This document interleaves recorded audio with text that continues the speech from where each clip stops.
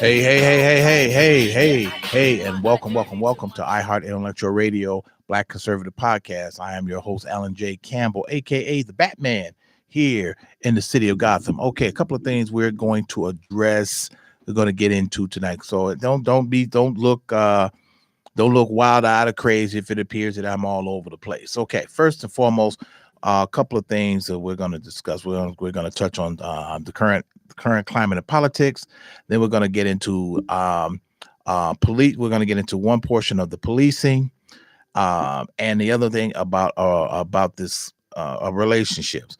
And the reason why I say that because it was a gentleman. Me and the gentleman had a conversation on the job, and he had a very good point on what he said about that. And that segment, kid you not, he had a very good point. As for some people say, well, that's because if you've never been part of part of it, you wouldn't understand. But he called it Baskin Robbins 31 flavors or mayonnaise sandwich with a side of mint jelly. I'm gonna get into that. I'm gonna tell you how he said that. It cracked me up.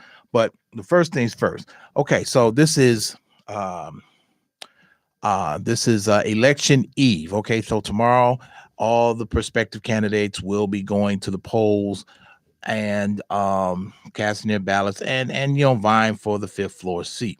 Okay, so right now we got we got Roderick Sawyer, Sophia King, Chewy Garcia, Willie Wilson, Brandon Johnson, Paul Vallis, and the incumbent Lori Lightfoot. Now, this is probably one of the most contested races I've seen in a long time as far as the mayor's race is concerned, but it's exciting. And as I told y'all before, I like politics because it's exciting to me, and I like to see it. I like to see a good fight, and this is one of them. Okay, but in my opinion, in my humble opinion, the guy that's going to come out on top, kid you not, is Paul Vallis. Okay, because as of last week, Paul Vallis was leading. Paul Vallis was leading the polls. Last count it was 25%. 25. Then you had Brandon Johnson coming in at 21, and I'm sorry, check that. You had Chewy Garcia coming in at 21, Lori Lightfoot coming in at 17, Brandon Johnson coming in. Between him and Willie Wilson, they were running neck and neck between 12 and 11, and Sophia King and Roderick Sawyer, single digits. But everybody got to throw their hat in the ring. Here's the thing, and I'm going to tell you all something. Truth be told, first and foremost, let's look at the candidates first and foremost. Okay, you have Brand. This is how they're killing the black vote. You got Sawyer, who's black, Sophia King, who's black, Willie Wilson, who's black, Brandon Johnson, who's black, Lori Lightfoot, who's black. You got practically 1, 2, 3, 4, 5 individuals that are black. You got a white guy and a Hispanic. Okay, let's just say for the sake of argument, Chewy gets the majority of the Hispanic, which is foreseeable. Okay, which is, that's kind of obvious. Now, you take Paul Vallis, who's really going to get a lot of the white vote. Most of that is coming from the north side of Chicago, the southwest side of Chicago, and a little bit crazy as it may sound, a little bit in the Bronzeville area, but he's going to get that. The unfortunate part is that Lori Lightfoot is having trouble carrying the black vote. Crazy as it may sound. And she's the incumbent, carrying the black vote. Okay.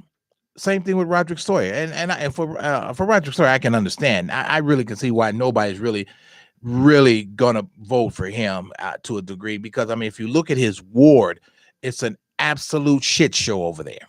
Absolute. This is 79th and Cottage Grove. Nobody. I wouldn't want to be catching a bus there at 79th and Cottage Grove, and his aldermanic office is but 2 blocks from there. So moving on to Sophia King, and you know what? That's that. You know what? That's a coin toss. That's a coin toss. But what it's going to boil down to, and my opinion, and but you heard it here first, is that it's going to boil down to possible to Paul Vallis and Chuy Garcia. Now, if it does come to a runoff, those are the two candidates. Now, it's not to say that Brandon Johnson won't make a last minute surge. Now he could leapfrog over both Lightfoot and Chewy. It's very possible. But Paul Vallis is the front runner out there. He is the front runner. Now, Paul Vallis is dealing with a couple of things of his own because that the Alphabet City children are boohooing and crying, and these sensitive SOBs just really are starting to really work my nerves. Well, hey, they don't want him using the campaign, using them as a campaign stepping stool. Well, you know what? Guess what? You put yourselves in that position because you want so much, and you crying with your soft melons and all of this kind of carrying on. Okay. Now, if I, like I say, and it's only opinion, only my opinion. You don't have to share it. You don't even have to agree with it. But this is what I see, and you know me long enough that I see things for what it is, not for what I want it to be. The unfortunate part about Lori Lightfoot, if she gets knocked out of the box, Lori Lightfoot will be the first mayor, the first incumbent to be eliminated in their first term of office. The first in 34 years. Unheard, almost to a point, unheard of in Chicago, in Chicago politics. Unheard of. But stranger things have happened. Stranger things have happened. Now, Paul Vallis is no stranger to Chicago politics, or for that matter, to the machine of Chicago. Paul Vallis was the head of the CPS for quite some time, and he made some innovative changes. Okay. Now, we were discussing this last week. We were talking about Willie Wilson. Now, don't get me wrong. I like Willie. I really, really do. But truth be told, this is not the time for him. This is not the time for Willie Wilson right now. I think because Willie needs to really, he needs to get a little bit more experience. He needs to get his feet wet in the true matrix of politics. Okay. I mean, you can hand out a bunch of gift cards, gasoline, food. That's Robin Hood. That's Robin Hood antics. That's not politics. You're buying things. You're buying people. That's not how it works. Okay. Chuy Garcia is fighting his own battles because he's linked to the former Speaker of the House, Michael Madigan, and the Bitcoin guy, who is right now under indictment, and that guy's possibly looking at going back to jail because they're talking about revoking his bond because he was under his bond conditions. He was not allowed to access social media, and he did. So, everybody, this is the unfortunates of politics. It's a dirty, dirty job. It's a messy job. And the idea is that if you're going to get into it, you better have the stomach for it. You better have the stomach for it. Make no mistake about it. Now, truth be told, I can't wait for the other election that's coming up in another year and a half, and that's for Cook County State's attorney. Okay, I'll tell you another jackass that's on their way out. Kim Fox, on her way out with everything that is going on. Everything that is going on. See, this makes it difficult for people to entrust the system. Now, make no mistake, I've always said the system works. The system works. And it works the way it's designed. Why it fails is the people who are running it. That's the problem. That's what makes it very, very problematic. That's what does it. That's what it does. But we are in election eve, and it's going to be something. It's going to be. Let me tell you. Make no mistake about it. It is going to be something to see. Make no mistake about it. And if if you grew up in the city of Chicago like I did, and watching city politics, it's I put it this way, it's actually better than being in college, because you can learn a lot by watching these people do what they do. If you're gonna study political science, you don't need to take a course in college. Go to City Hall and sit in a city council meeting and watch the show. Believe me, it's absolutely amazing what you see and how these things work. Also, there are a lot of aldermen that are not seeking reelection. A lot, and this is the first. This is truly a first for the city of Chicago. In Chicago's almost 200 plus 50, 200 18, 19, 20, almost 300 years in this 300-year existence. You have up to 10 aldermen who are not seeking reelection, up to 10. Now there's only 50 wards, but you have 10 that are not seeking. And then you have some that are running against first timers. It's going to be interesting. It's going to be a nice little shakeup. Make no mistake about it. Make no mistake about it. But enough said. We will know. It's basically, we will know when the dust settles. Come Wednesday morning, we'll know who's out front, who's got a job and who doesn't. Come Wednesday morning. So moving on to the next topic, it was mentioned.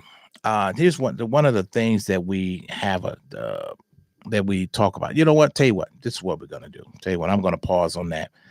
I'm gonna go. We had a conversation concerning police, and one of the things that people are upset about, and I believe, and then not to mention, this was something that was talked about on the People Show prior to mine with Charles Thomas and Mark Wallace. They were discussing the very same thing about policing and the safety in the city of Chicago. They were talking about that. And it's unfortunate that one of the greatest cities in the world, okay, and I'm not saying that because I live here, but I'm saying that because I know the city, that the city is in such chaos, and there's no end in sight. Okay. One of the issues is that we have a police shortage. Okay. In 2018, we had upwards to 14,000 plus members, and that's in uniform, police officers in uniform, detectives, and so on and so forth. Here we are in 2023, and that number is well below 12,000. 12,000. Now, there's no way possible that 12,000 and some change police officers, and I'm talking about the ones that are in uniform, the ones that are on the street. I'm talking about the beat cops. I'm talking about the paper cars. Those are the ones I'm talking about. There's no way in the world that they can manage a city with upwards of 3 million people. There's no way possible. No way possible. To the fact that where they're recruiting people from outside the city, they're rolling back certain levels of restrictions to become a police officer because they are bleeding so badly. But the other part that was mentioned too, and we said this before the show started, is that a lot of people are reluctant to become police officers not because of the stress of the job, but because of the restrictions that are put on them. The restrictions that are put on them. The fact that, and this almost would be the nail in Lori Lightfoot's coffin, when she issued them when she and the superintendent were discussing foot pursuits. So now here in the city of Chicago, you have to physically witness as a police officer. You have to witness a crime being committed before you can actually give a foot pursuit. So what's the point of being a police? What's the point? So I have to wait for something to happen in order to react. No, the whole point is to be proactive. The whole point. And this is one of the things where they say that they have handcuffed the police, so to speak. They're handcuffed to where they cannot effectively do their job. Now, let's flip that. Now let's flip that coin. Now, a lot of this is due also to let's just be honest about this. And you all know how I feel about the law and police. But I have to admit that bad policing is bad policing. Period. And a lot of that is due to bad policing. A lot of the prime example on why there's a problem is you take the situation in Memphis. That's the problem. That's one of the problems. And then you have a bunch, then that's the other problem is that these officers had no supervisor and no oversight. No different with police officers here. No different. So it's a catch 22 on that. See the saying there's a saying in the police department is that 10% of the cops 10% of the cops do 90% of the work. 10% of the cops do 90% of the work. See, the good cops, you don't hear about that. You don't see that. And which is unfortunate. Very, very unfortunate. Very. But it's always been a fine line between police and community. Always been a fine line. Years ago, when they used to have what they call CAPS, and that was community alternative policing strategy.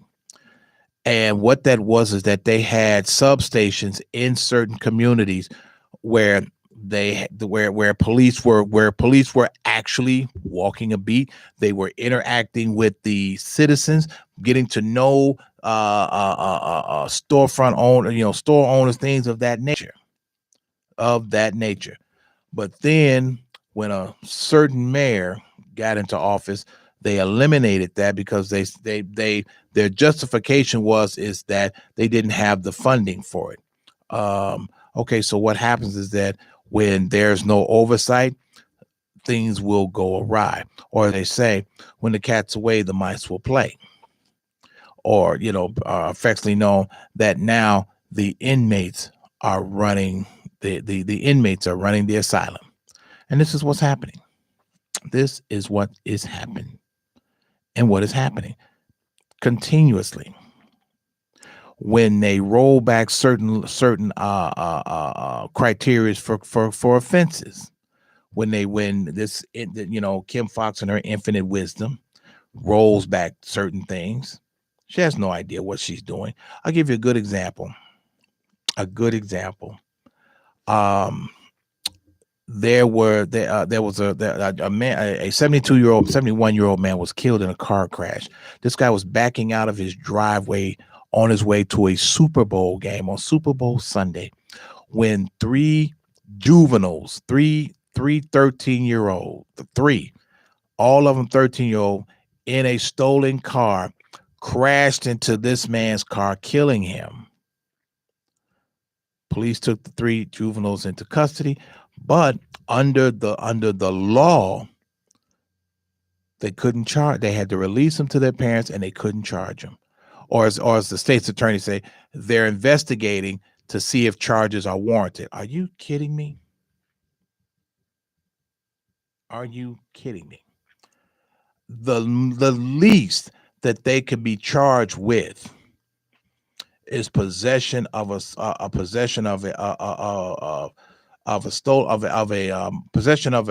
stolen motor vehicle, the least they could be charged with. Unlawful entry to a vehicle, the least that they could be charged with. But here's the thing. This is this dummy Kim Fox not understanding the letter of the law on how the charging bill works.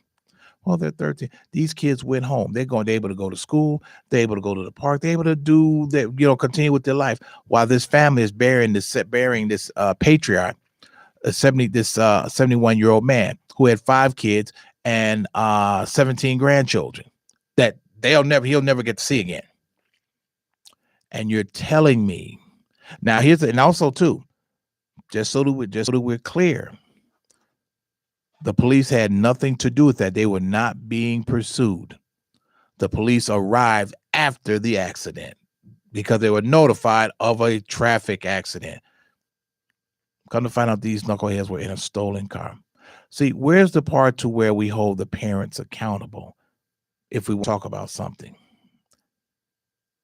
And this frustrates the police when these teenagers are out here committing these crimes and there's not a whole lot can be done. That is very frustrating, very, very frustrating for people who have to deal with this on a regular basis. I mean, how in the world that you don't know where your 13-year-old child is at? How do you not know? Earl, at 13, your parents knew where you were. He said, "Oh yeah," and not only that, but after where were you after dark? A lot of us were in the house. And now, if we were 13, 14 years old, if we were still outside while it was after dark, we on the porch. On the porch. And not only that, if you had a house that had a gate, you were either on the porch or inside that gate. You better not be out. You better not be on the other side of that gate. Somebody gonna come out there and they're gonna knock fire from your ass. That's how. But see, this is where we're at now with the lack of responsibility, and then some of these people who didn't want to who had these kids didn't want them anyway. So as long as these kids are not bothering them, they're out. They're out wherever they at and not bothering them. This makes it a lot simpler and a lot easier. Well, that's a level of irresponsibility. That's being irresponsible. Here's the thing: you didn't want you didn't want these little rat head jokers. You should have kept your legs closed. You should have strapped up. One of the two, but both of you all are responsible. Responsible. That being said, that's how that works. But I'm gonna go into this. I'm gonna go into this story this guy told me. And it made sense. It was hilarious, but it made sense. So he said, as we were discussing this, we were talking about two different things. He said, you know what, a relationship is like this. A relationship is like going into an ice cream shop, whether it's Rainbow or 31 flavors. And we're just standing around shooting the shit.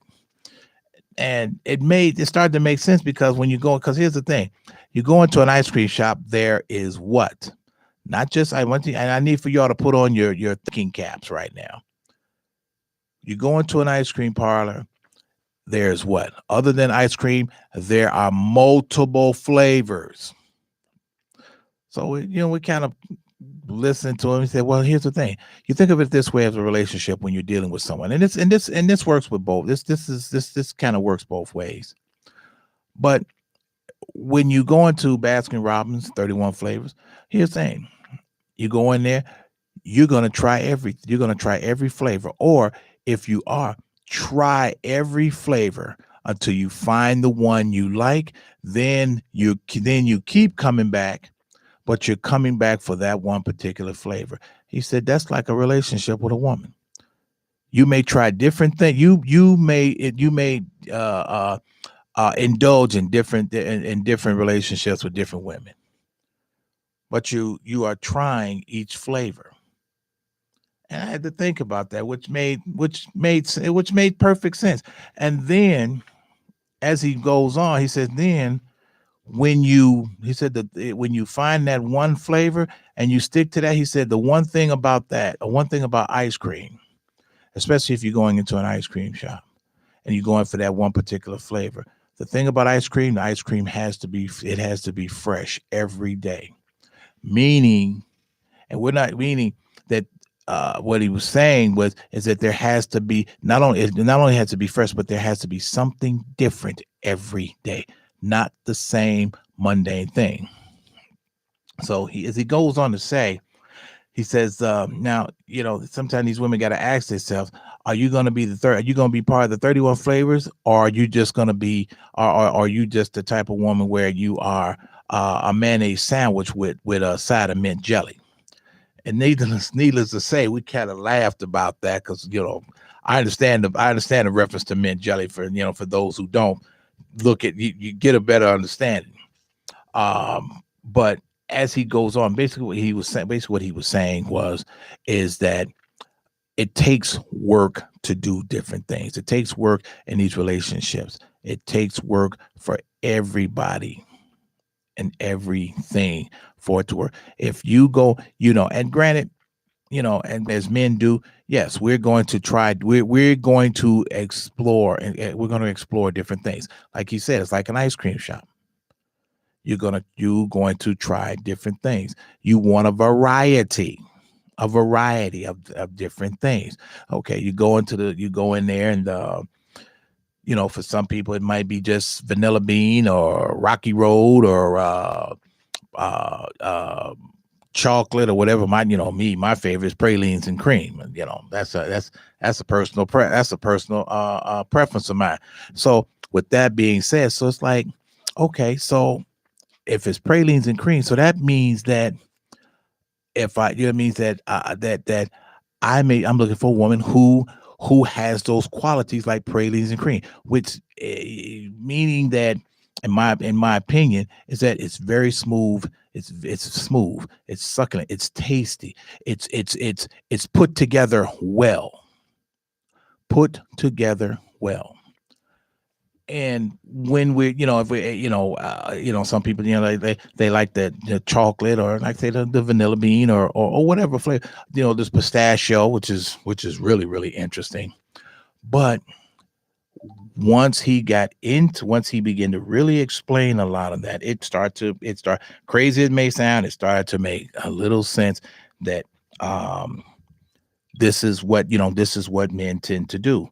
They tend to try different, to like in a relationship, to going into Baskin Robbins. But at the same time, if you have someone that just won't get it together, or cross that bridge, or turn the corner, or don't know what it is, to don't know what she's supposed to be doing, you say you can liken that to a mayonnaise sandwich with a side of mint jelly. Because the bottom line, with the essence is, these two don't go together. And these people, and you have to find out what it is that you need to do, or what it is that you want to be. For example, when a woman makes a statement, or she says, well, I don't know what I'm supposed to do, or I don't know what kind of woman you want me to be, or I can't be the woman that you want me to be. Let's be clear about something. Okay, first and foremost, first of all, it's not about what that man wants you to do or be. You should have figured that out long before you even got with him. Long before you got with him. You have to decide if you're going to be part of 30, if you're going to be one of those 31 flavors, or if you're just going to be the mayonnaise sandwich with a side of mint jelly. You have to decide. Now, that's not saying with the part. Now, once he made his decision that this is the flavor that I want, this is the flavor that I'm going to continue to have, make sure the bottom line is that it's incumbent for you to keep the flavor in the relationship, to keep it fresh. Not only that, but that goes for the mental part and the physical part, and also too the hygiene part. All of this goes together. all of this, all of this, or or if you don't, and then if you when you realize, and at some point when you say, okay, I'm just it's just a mayonnaise sandwich with mint jelly, and they're saying, and he's saying to you, hey, why don't you do this? Why don't you try that? Why don't you try this, that, and the third? There's work to be done. Work to be done. The same thing, here's even with ourselves, there's a part to where work has to be done on our end too. Work has to be done on our end. So you can't, as a woman, you can't, how do I put it? You can't do something some of the time, and then you only do certain things when you think it's called for. For example, as a woman, you just can't, you just can't just decide, well, this is the only time that I'm going to wear makeup, if for special occasions, special events, or something along that line, or you and a person are no longer together, and then all of a sudden when they run across you later in life, or whatever the case may be, now you're all dolled up. You got the makeup going, you got the earrings going, or whatever. Some of you may even put on a dress when this man is only seeing you from sun up to sundown in just pants. Out of 365 days, he's probably only seen you in a dress or skirt probably 6 times, if that. If his memory works. These are things that have to be done on a constant basis. Same thing, fellas. Same deal. You just can't you can't have the ZZ Top beard and thinking this is going to work for her. Can't. There's a point to where you have to do this part, shave every now and then, whatever the case may be, shave, even to a point. Hey, fellas, it's nothing wrong with going to get your feet done. Because let's be honest. Some of you guys, you got feet like like chainsaws, and this is not the lead. And also too, and some of you women, same thing. Some of you have feet that look like bear feet, bear claws that are climbing trees. This is the part of looking at yourself and considering the 31 flavors. Are you going to be one of those 31, or are you going to be the mayonnaise sandwich with a side of mint jelly? 31 flavors, mayonnaise and mint jelly. You have to make a decision. You have to figure that out. And like I said, for me, pralines and cream, that's my go-to. That's my go-to as far as ice cream. Now, when I'm referencing that to a woman, because I reference that because of the flavor and the effort that the flavor that's in it, all of the ingredients that is in it. That means that somebody took their time to mix all of these things together to make it appetizing for whomever. This is the same thing, ladies, that you have to focus on. This is called work. You just can't do this every blue moon. There's, like I said, 365 days a year. You can't get this. It doesn't work for some men where you're only doing these particular things, or as I say, dolling yourself up 8 days out of a year, 10 days out of a year, 15 out of a year. And I'm going to stop right there. 15.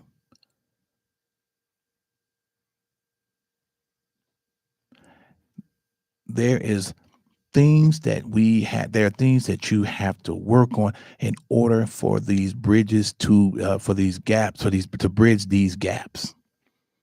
Bridge them. bridge them. That's how you do it. I mean, and speak, and speaking, and speaking from experience, and dealing with different people as I went through life, and you kind of you kind of find you kind of navigate your way through things, and to a point to where you get to where in your life you say, well, you know what, this is it right here. This is my this is it. This is my flavor ice cream right here. I don't need nothing else. Nothing else.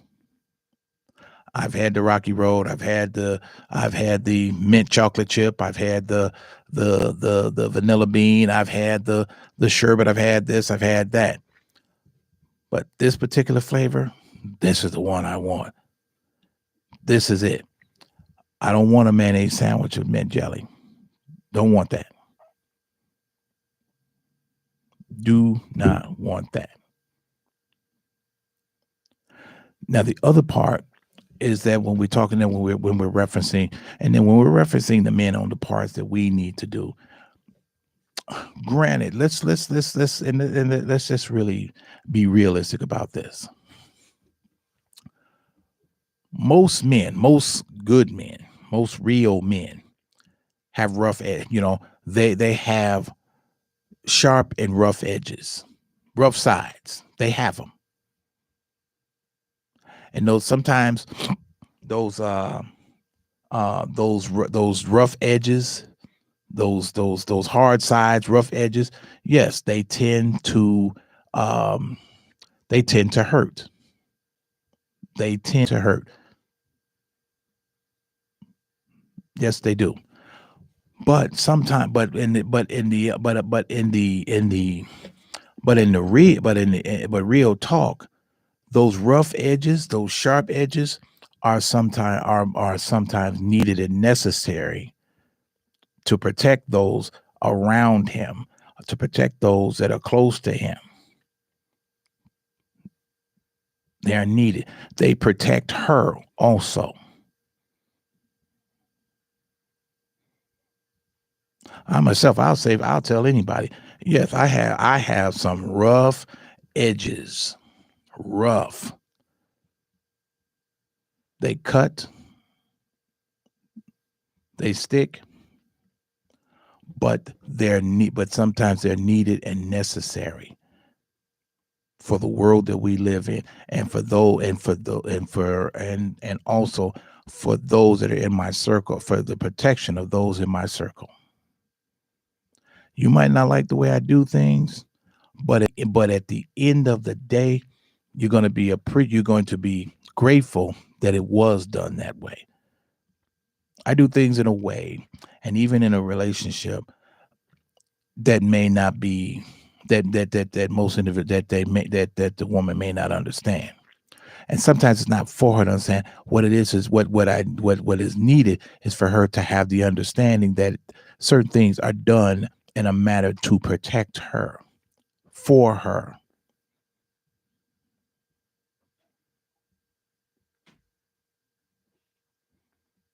A relationship is work. It's hard work.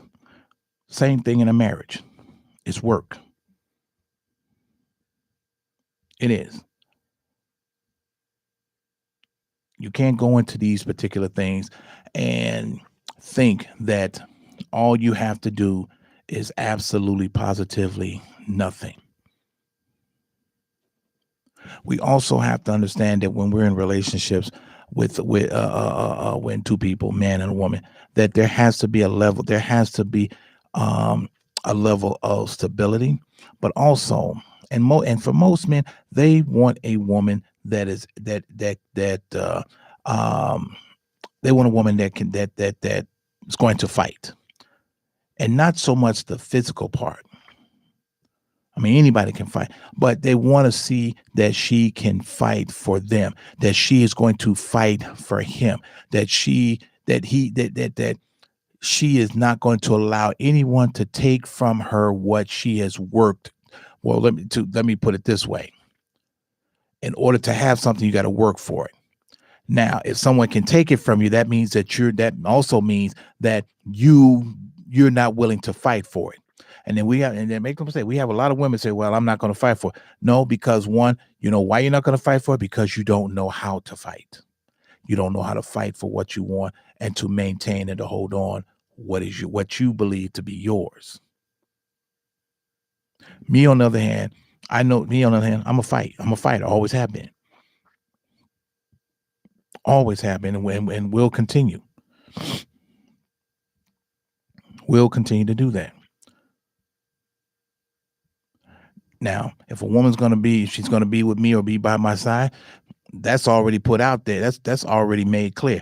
Hey, you got to be a fighter. You're gonna be with me. You have to be a fighter.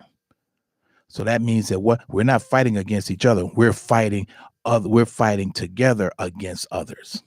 We're fighting for what we want, what we have, and fighting to keep what we and to get what we need.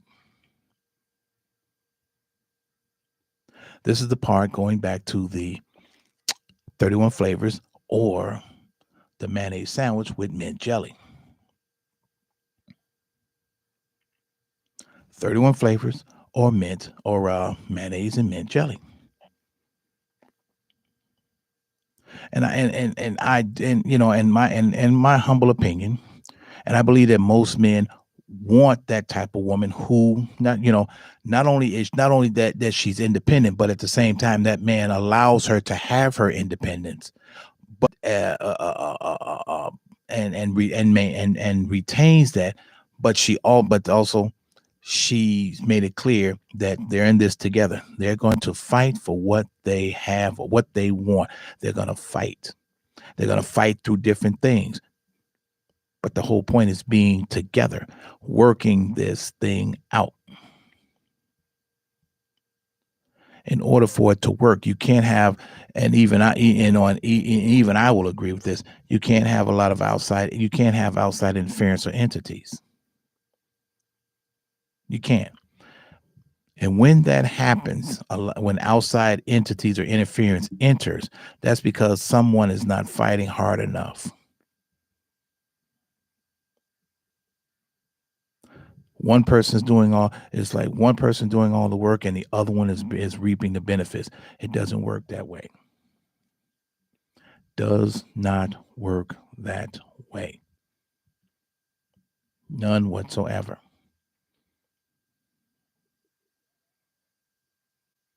There are some of you that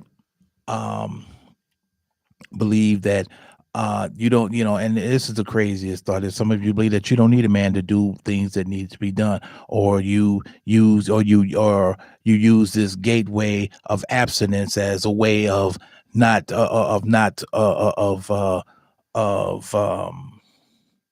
not wanting to be not wanting to be the person that you need to be. And I say that, be the person that you need to be. As I reiterate about, it's not about what I want, and I'm saying this generally. It's not about the kind of woman that I want you to be. It's the kind of woman that you need to decide to be. I'm not in the business of changing people. Never have, never will. Not going to do it. Hasn't been, and it hasn't worked since the dawn of time.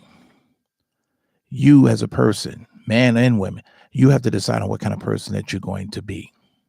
You have to decide that. And then also too, you also have to decide if you're going to be an asset to that person instead of a hindrance. Are you going to be an asset or a hindrance? That's the other thing. Another thing, when we talk about what are you bringing to the table, you got to ask yourself that question too. Ask yourself the question: what are you bringing to the table to help build something? See, I'm in the ideology of building. laying foundations and building walls, building things to where as time goes on, you build, and then you have these particular things. You have what you want. You have what you need. You're all, these things are your needs are met. But you have to do, but you all have to do this together. I'm not going to be that person that's saying, well, you know what, I'm gonna wait until whenever, and then it's going to change, and then I'm gonna get it then. No, that doesn't. There's nowhere in the good book that says that we're supposed to stand by idly and wait for anything. We're supposed to be getting at it and working all the time. Enjoy the fruits of your labor. If you work, you're making money, enjoy that. Pay it forward. But if you all are working together to build something, that's the direction that you're going. If she decides, and guys, if just for shits and giggles, if you're listening, run that by your girl and ask her this question. Are you going to be part of the 30? Are you going to be part of the ice cream shop of the 31 flavors that I go in and try? Or are you going to be this tired mayonnaise sandwich with mint jelly? Just to see what she say. Just to see. And see, and then sometimes that also starts the conversation on where you all are at in your relationship. What do you want? What do you're asking, hey, these questions. Hey, what are you bringing to the, besides you, what do you bring to the table? What are you bringing that is going to be beneficial for us? What are you doing?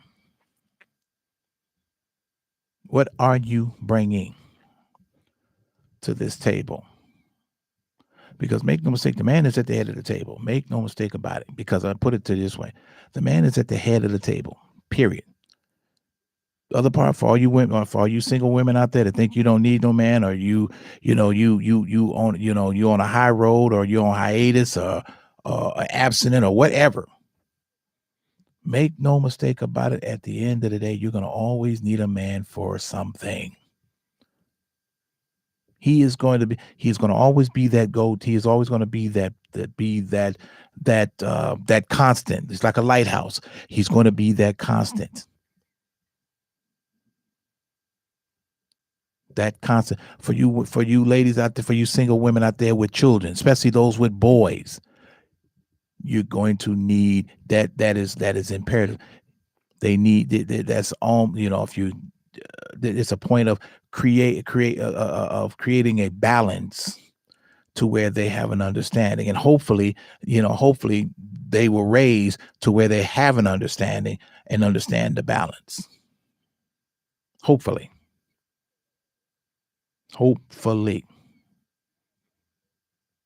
Because make no mistake, I'm gonna tell you, make no mistake about it. You can be on your knees every day, all night, every day, all day, all night, praying. But if you don't believe what you're praying for, you're not gonna get it. It's not gonna happen. If you're being lulled to sleep by some organization, make no mistake about it. You have to do the work while you are here. As I say all the time, make the best of what you got. Do the best that you can with what you got. Some of you may be in a relationship and it's a tough go, but look at but break it down, analyze it on what is going on. It may be money, it may be extracurricular activity, it may be alcohol, drugs, but it's definitely something. And then you ask yourself, why is that entity there? because these particular things don't enter into a relationship unless somebody's not doing what they're supposed to be doing, or someone is not carrying, as they say, you want to play lumberjack, you got to carry your end of the log. That's how that works. That is how this works. So, fellas, when the next time you go into, well, when if you happen to go into, now you know Dunkin' Donuts is attached to the Baskin Robbins, but the next time you go into Dunkin' Donuts, you happen to look over there and you see those tubs of ice cream. Think about think about your woman at that time and say and figure out what flavor is she. What flavor is she? Think about that. Is that the flavor that you want, or are you or did you decide to try something else because it's not appealing, it's no longer appealing to you, no longer appealing. But let's just give you something to think about. um Now, um for you, for most of you that don't know, February is a very tough month for me. And I say that because um I am me and my siblings, we are members of what they call suicide survivors. Okay. And today is um the 13th anniversary of my brother passing, who unfortunately committed suicide. And it's tough. It's tough each, and yeah, I'm not gonna say that it gets any easier every year, because it doesn't. Because it'll be something I'll see, a song I'll hear, um, a TV show that we both like. So yeah, it doesn't get easy. It really, really doesn't. But you know, um, just a shout out to my brother Jonathan. And hopefully, that's all I can say, is that at the end of the day, or the very last day for this planet, hopefully I'll see you again. That's all. That's the biggest thing. But hopefully, but hey, just to touch on that, this is one of the reasons on why we have to do what we have to do while we have the time. This is one of the things to where we can't walk around with our head up our asses. We can't walk around holding grudges. We can't walk around being bitter mofos because the job did this, or the relationship didn't work out, or whatever it was. Life is too short for that. You live every day as though it is your last. You treat people with decency and respect and kindness. You do as much good and during the course of the day as you go through. You do that.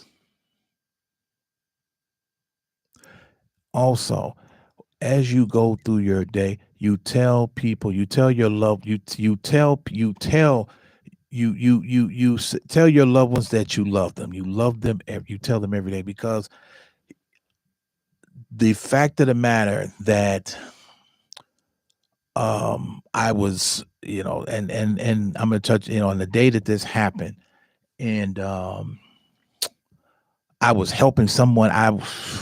And this is the part that kind of that just eats me up. And probably as time goes on, it'll be easier.